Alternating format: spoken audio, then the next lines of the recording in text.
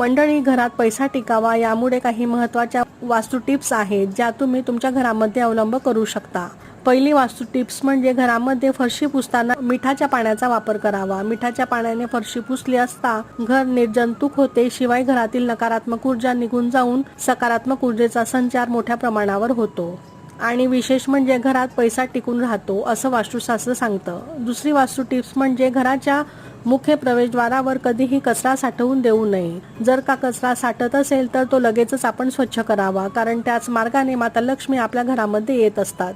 तिसरा उपाय म्हणजे महालक्ष्मी मातेचे कुठल्याही स्तोत्राचे पठण घरामध्ये दररोज आपण आवर्जून करावं. मग ते महालक्ष्मी अष्टकम असेल किंवा श्री सूक्त असेल किंवा कनकधारा स्तोत्राचं पठण आपण आवर्जून करावं. हे उपाय नियमित केल्याने आपल्या घरामध्ये पैसा येतो आणि तो टिकून देखील राहतो असं वास्तुशास्त्र सांगतं. श्री स्वामी समर्थ.